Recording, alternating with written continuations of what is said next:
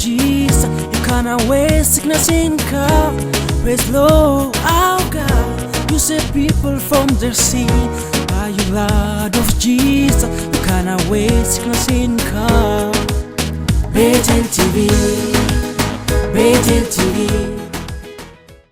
መጽሐፍ ያዛችሁ ሰዎች ሉቃስ መጽሐፍ ምዕራፍ 1 ማካፍላችሁ ርዕስ ተረኛው ሰው እኔ ነኝ። አጠገብ ያለውን ሰው ሰፈር ቀይራችሁ ሂዱና ሰፈር ቀይራችሁ ተረኛው ሰው እኔ ነኝ። ምስጋና ፕሮግራም አለ ሰሞኑን እንዳጠፋሽ እንዳጠፋ በል ሂዱ ተንቢበት። የምስጋና ፕሮግራም አለ።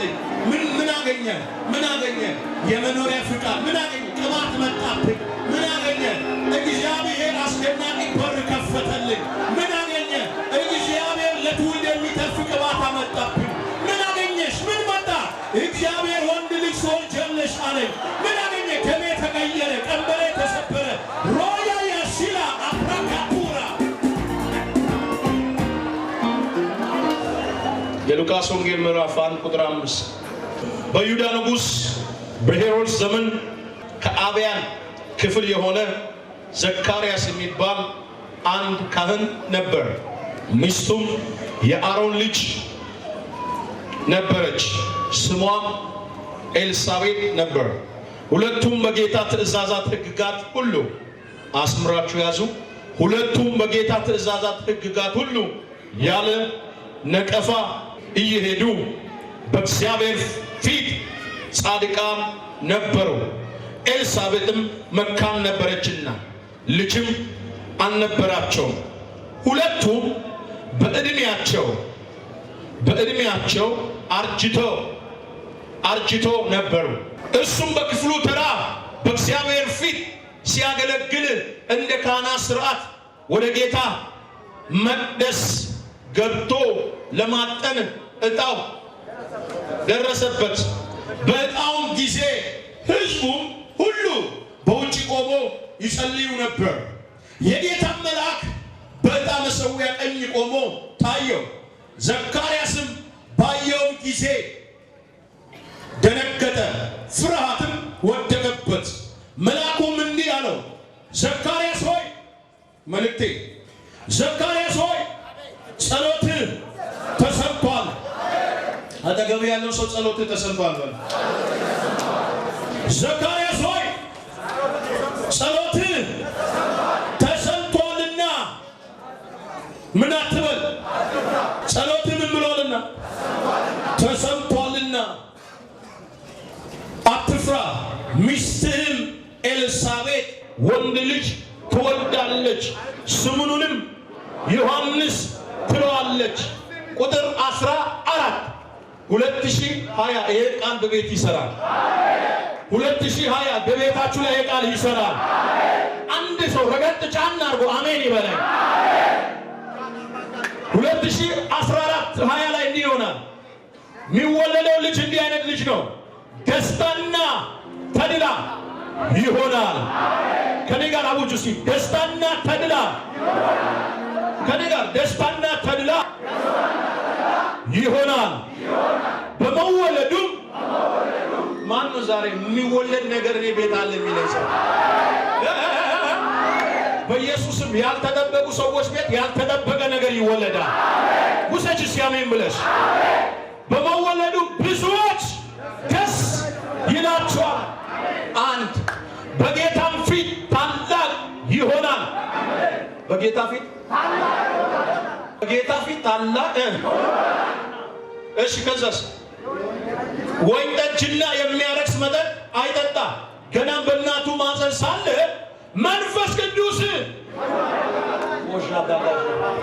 መንፈስ ቅዱስ ምን ይልበታል?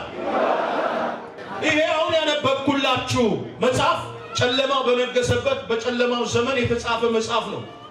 የሚገርማችሁ ነገር በዚህ በጨለማው ዘመን ራእይና የእግዚአብሔር ቃል በትክክል በማይገለጥበት ጊዜ ዘካርያስ የተባለ እና ኤልሳቤጥ የተባሉ አንድ ጻድቃን በእግዚአብሔር ፊት በታማኝነት በቅድስና በጌታ ሕግጋትና ትእዛዛት በእግዚአብሔር ፊት ምን ሲሉ የነበሩ ይላል? ሲያገለግሉ የነበሩ ይላል። በደንብ ስሙ። ዘካርያስ የነበረው ዘመን በአዲስና በብሉይ ኪዳን ማን ሴንተር ላይ የነበረበት ዘመን ነው።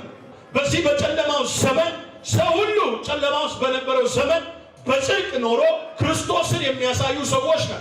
ያለ ምን? ያለ ነቀፋ በጽድቅ መኖር ይቻላል። አዎ ይቻላል። ሳይሰርቁ መኖር ይቻላል። አዎ ይቻላል። ሳይጭበረብሩ መኖር ይቻላል። አዎ ይቻላል። ሳያመነዝሩ መኖር ይቻላል። አዎ ይቻላል። ጉቦ ሳይሰጡ መኖር ይቻላል። አዎ ይቻላል። ሰው ሁሉ በሕይወታቸው ውስጥ ክርስቶስን ያየባቸው ለፍጥረት ሁሉ ሞዴል የሆኑ ሰዎች ናቸው። በእነዚህ ሰዎች የሌላ ሰው ታሪክ ይቀየራል። እነሱ ቤት ግን ያልተመለሰ የ100 ብር ጥያቄ አለ። አሸብሽበ ዘለ ዘምረ ወተ ቤት ውስጥ ገብተ የምታለቅስ ሰው ካለ መልሱ ዛሬ መጥቷል። ነካርግና መልሱ ዛሬ መጥቷል በለው። ምን እንደሆነ አላውቅም። ማን ቤት ብርሃን እንደሚበራ አላውቅም። ሼላ ባሻቡራሻ ሉሴኒያ አንድ ሰው ጮህ አሜን ይበል። መውደቃችሁን አብርቶ ሳይጨርሱ ድላችሁን ይናገራል። ዛሬ እያለቀሳችሁ የመጣችሁ ሰዎች ጌታ ሆይ ለምን ዝም አልከኝ? ጌታ ሆይ እስከ መቼ ነው ዝም ያልከኝ? ይኸው እንዲህ በልባችሁ እያነባችሁ የመጣችሁ ሰዎች ጌታ ፊት ነው የምነግራችሁ።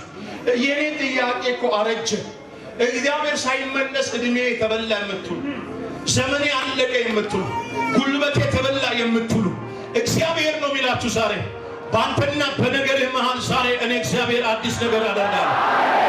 አዲስ ምዕራፍ ውስጥ እገባለሁ በሉ። ብድግ በሉና አዲስ ምዕራፍ ውስጥ እገባለሁ በለ።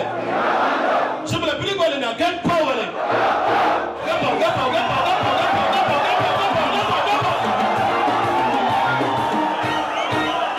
በእግዚአብሔር ሕግጋትና ትእዛዝ በማን ፊት? በእግዚአብሔር ፊት ምን ይሉ ነበረ? በጽድቅ ያገለግሉ ነበር። በዓመት አንዴ ነው አገልግሎቱ የሚደርሰው ለዘካርያስ። ዕዳው የወጣለት ቀን ላይ የሚገርም ነው።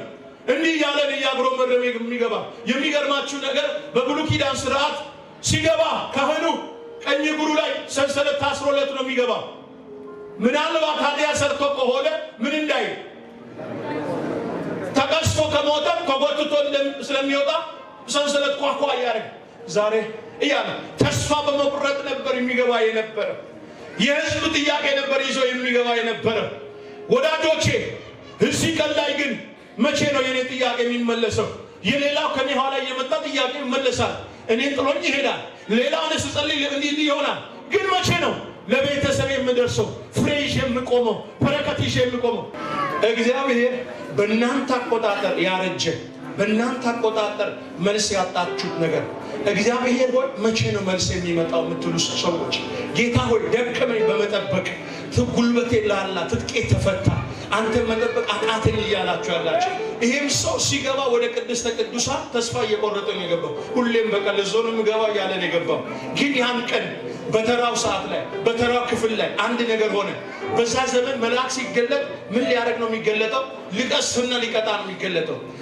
በሚገርማ ሲያጥን ቅድስተ ቅዱሳን ውስጥ ገብቶ ሲያጥን ድንገት ይላል በስተቀኙ መልአኩ ቆመና እንዲህ አለ፣ ዘካርያስ ስሙን ቀየለና አቆላምጠና ዘኪ ነካርግና አሜን በልባክ ሹሶች ያማያስ።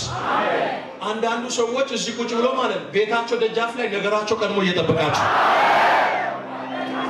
ያው እድሜህን ሙሉ ነቢይ ተፈራርቆ ያልተመለሰ ጥያቄ ዛሬ መልስሽ ወደ እጅሽ ይመጣል። ውሰድሽ አሜን ብለህ ቁጭ በለው። አንዴ የሚገርማችሁ ነገር በክፍሉ ተራ ሲገባ ከሰማይ አንድ ዜና መጣ። አንደኛ በጽድቅ ቆማችኋል። ሁለተኛ በእግዚአብሔር ሕግ ውስጥ በእግዚአብሔር ትእዛዛት ውስጥ በጽድቅ ምን ብላችኋል? ቆማችኋል። ዋጋችሁ እንዲህ ያ በቃ አንደኛ አርጅቷል ይላል የተፈጥሮ ሕግ። ኤልሳቤጥ ጋር ይመጣል እንዲህ አለ፣ በቃ የሴቶችን ወግ አቁመሻል፣ በቃ አርጅተሻል፣ እድሜሽ አልፏል። የሰማችኝ እድሜሽ አልፏል። ከዚህ በኋላ በቃ አለቀ። ያንቺ ነገር አብቅቷል። መዝገቡ ተዘግቷል። ከዚህ በኋላ መዝገብ ይከፈታል ብለሽ እንዳዘምር ጸጥብ ብሎ እጇን አጣጥፋ ተቀምጣለች። በፍጹም አሮጊቷ ኤልሳቤጥ ትወልዳለች ተብሎ አልተጠበቀም። አንተ ሰው የስማኝ በመንፈስ ቅዱስ የጸነስከው ነገር ካለ ኪዳን ካለ እግዚአብሔር ምን እኔ ካለ ኪዳንማ ማንንም በዘመን ምን አይልህም አለ አይቋቋምህም። ሁለተኛ ላይ ምንድነው የነገርኩህን እስካደርግልህ ድረስ አልተውም። አንተ ሰው ጩና ምን በለኝ በኔ ተማምኗልና አስጥለዋለሁ፣ ስሜን አውቀዋልና እጋርደዋለሁ፣ ይጠራኛል። ኪዳን ያለው ሰው ተረኛው በሩ ተከፈተ፣ ፍሬ መጣ። ለካርቡና ውርደትን የሚጠብቁ ክብርን ዛሬ ያያሉ። ገፋ ገፋ ገፋ ገፋ ውርደትን የጠበቁ ክብርህን ያያሉ። ከዚህ ሳትወጡ ምን እየጠበቃችሁ እንደሆነ ታውቃላችሁ? ክብር። ያው ምን አይነት ክብር? ደስታና ተድላ የተሞላ ነገር። ከነገ በኋላ እንዲህ ነው የሚሆን። አብረነው የበላነው ዮሴፍ አይደለም? አብረነው የበላነው በቀል አይደለም?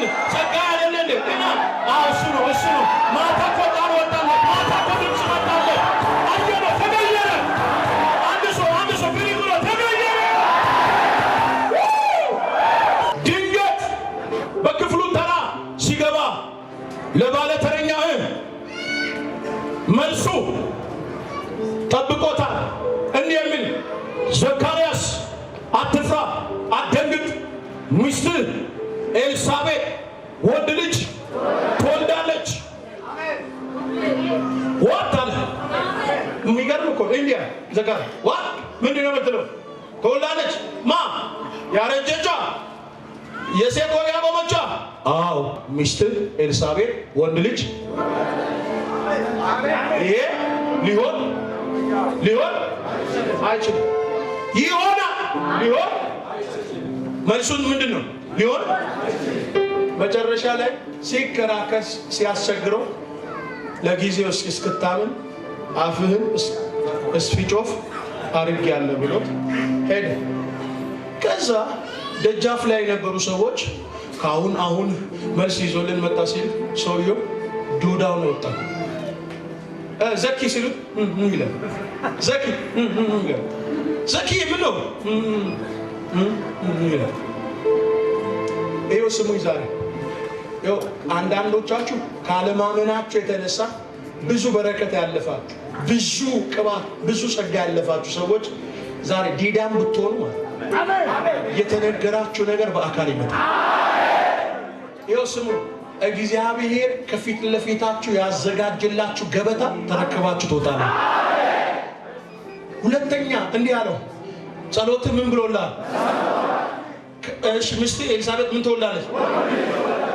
ስሙንም ማን ትለዋለች? ምንን የተሞላ ነው? እሱ ምንን የተሞላ? መንፈስ ቅዱስን የተሞላ። ምን የተሞላ ነው የሚወለድ? መንፈስ ቅዱስ ቅባት። ጌታ ምስክሬ ነው። ዛሬ እናንተ ቤት ተራ አይወለድም። እሺ ነካ አርጉና እግዚአብሔር የዘገየው ለመልካም ነው። ድገሙ። እሺ አንድ ሰው እግዚአብሔር የዘገየው ለመልካም ነው ይበለኝ። ሐና ስሙ፣ ጸሎቱ ያለው ሐና ቤት ነው። ገንፎ የሚበላው ማ ቤት ነው? ንገሩኛ። ጸሎቱ ያለው ማ ቤት? ገንፎ የሚበላው ማ ቤት? ከዛ ይቺ ሴትዮ እንዴ እኔ ጸልያለሁ፣ ሌላው ምን ይላል? ገንፎ ይበላል። አረ የኔ መልስ ለካ መልሷ የዘገየው ትንቢቱ የዘገየው ትዕቢቷ ከላዩ ላይ እስኪራገፍ የአምላክን የእሷን እውቀትና ራንዷን እስክትጨርስ ጠበቀ እግዚአብሔር። እምነቷን እስክትጨርስ፣ ትምክቷን እስክትጨርስ፣ ትዕቢቷን እስክትጨርስ ጠበቀ። ለምን ዘገየ መሰለ? እግዚአብሔር እኔነትን እስክትጥል፣ ትዕቢትን እስክትጥል፣ ዶላሬ ሞራሌ የምትሆን እስክትጥል ይጠብቃል እግዚአብሔር። ከዛ እዚህ ትጸልያለች፣ ያቺ ትወልዳለች። ግን እኮ ያቺ የምትወልደው ስም የለውም። ይቺ የምትወልደው ስም ያለው ስለሆነ እግዚአብሔር ዘገየባት ነው። እንዲያ ሐና ጸሎትሽን ቀይራል። መንገድሽን ቀይራል። አቅጣጫሽን ቀይር። ምን ብዬ ልቀይር? አይቀይርም። ትዕቢትሽን ቀይር። ለምን ሐና በዚህ ሰዓት እግዚአብሔር አምጥቶ ልጅ ቢሰጣት እግዚአብሔር ሳይሆን የምታሳየው ማንን ነው? ራሷን ነው የምታሳየው። በጸሎቴ ማን ጸልዮልኝ፣ በጸሎቴ በቅድስናዬ በብሬ በራንዴ በፓውንዴ በምኔ እንደምትል ስላወቀ እግዚአብሔር ትዕቢቷ ማራገፍ ነበረባት። አንዳንዶቻችሁ ነገራችሁ ያልመጣው ለምን እንደሆነ ታውቃላችሁ? ውስጣችሁ ያለው ውሸት እስኪያልቅ፣ ውስጣችሁ ያለው ዘረኝነት እስኪያልቅ፣ ውስጣችሁ ያለው አስመሳይነት እስኪያልቅ ነገራችሁ አይመጣም። ውስጣችሁ ያለው ሽንገላ እስኪያልቅ እግዚአብሔር አይመጣም። አይታችሁ ያዕቆብ እግዚአብሔር መጣና ሊነጋጋ ሲል ማለት መጣና እግዚአብሔር ያዕቆብን ስም ረሳና ስም ማን ይባላል አለ። አውቆ እዛ ጋር ቢዋሽ እግዚአብሔርን ቢዋሽ ትላንትና ስሙኝታ ይስሐቅን ዋሽቶታል። ያዕቆብ ሆኖ ገብቶ ማን አለ? ኤሳው ነኛል። እዛ ጋር ሁለቴ ስለዋሸ ላባ ደግሞ 10 ዋሸው። አንተ እዚህ ሁለቴ ስትዋሽ እኔ ነገ እግዚአብሔር 10ን ያዘጋጅልሃል። ብድር በምድር ነው። ሁለቴ እዚህ ጋር ዋሸ ያዕቆብ፣ እዛ ጋር ደግሞ 10 የሚዋሸውን አዘጋጅልህ። በስመ አብ ስንት እጥፍ? 3 4 እጥፍ። ያዕቆብ ሲወጣ እኮ ሁለቴ ነው ዋሸው። አንደኛ ብኩርና ሲሰጥ ዋሸው ከኤሳው ሲወጥ፣ ሁለተኛ አባቱን ዋሸ። ከዛስ ላባ ደግሞ ከሱ በላይ አደገኛ ውሸታም ስለነበረ 10 ጊዜ ደሞዙ ምን አደረገ? ቀያየረ። ነካርና ዛሬ ውጤቱ ይቀየራል። ንካትና ውጤቱ ይቀየራል። ማሸሽ ስታቆም ነው ግን ውጤቱ ይቀየራል። እየጠጣህ መተህ ጸልይ፣ ወጋው ነው። ወንድምን ክትፎ እያረክ መተህ ጸልይ፣ ወጋው ነው። አንዳንዶቻችሁ እውነቴን ነው የምላችሁ ዛሬ እዚህ ጋር እሱ ስትዋሽ ማለት ሌላ አንተን የሚዋሽ 20 እየጠበቀ ነው። 20 እየጠበቀ ነው አንቺን የሚዋሽ። አትዋሽ። አጠገብ ያለው ሰው አትዋሽ ነው። እና ያዕቆብ ማነው ስም ሲል ማነው ስም ያዕቆብን ብሎ ሲጠይቅ ማነው አለው? ያዕቆብ ስሜ ያዕቆብ ነኝ። እውነቱን ተናግረሃል። ስም ከዚህ በኋላ ያዕቆብ አይባልም። ስም እስራኤል ይባላል። እስራኤል ማለት ሰላም ማለት ነው። በስመ አብ። ያዕቆብ ማለት ደግሞ አሰናካይ ማለት ነው። አስመሳይ። ይኸው ዛሬ እዚህ መንታ ምላስ ያዛችሁ፣ መንታ መንገድ ውስጥ ያላችሁ፣ አንድ እግራችሁ ዓለም አንድ እግራችሁ ቸርች፣ ወጋውላችሁ። ወጋውልን። አንዱ እግር ሆሳና አንዱ እግር ሳውዝ አፍሪካ ወጋው። እና እንደፈለክ አቡክተና እንደፈለክ የሮጥክ ቸርች አትምጣ። ሁለት እግር ስላለ ሁለት ዛፍ አትወጣም። አንድ ዛፍ ነው የምትወጣው። አንድ ቤት ሰርተ ቤት ውስጥ ባለው ክፍል ሁሉ ላይ አታድርም። አንዱ ክፍል ላይ ነው የምታድር። አንድ እንጀራ ነው የምትበላው። ሚሊዮን ራንድ ባንክ ውስጥ ብታስቀምጥ በሚሊዮን ራንድ አንድ እንጀራ ነው የምትበላው። ሚሊዮን ራንድ ያስቀመጡ ሰዎች ጨው የሌለውን ጎመን እየበሉ ነው። ስኳርና ፕሬሸር ይዟቸው እግዚአብሔር ከዚህ ከተማ ከሳውዝ አፍሪካ ላይ አንደኛ የውሸት ኮንትሮባንድ ይሸኛል። እስኪ ዝም ብላችሁ ኢየሱስ ሉሻማሽ እስራኤልን አሸባ ላይ ያስቀረው ውሸትና ወሬ ነው። ሞተ ተጣጥረ ሚሊዮን ሲሰበስብ በአፍ ወሬና ውሸት ነገርህን ነቀዝና ተምች እየበላው። እባካችሁ አጠገብ ያለውን ሰው ውሸት አያምርብንም፣ እውነት ብቻ ነው የሚያምርብን።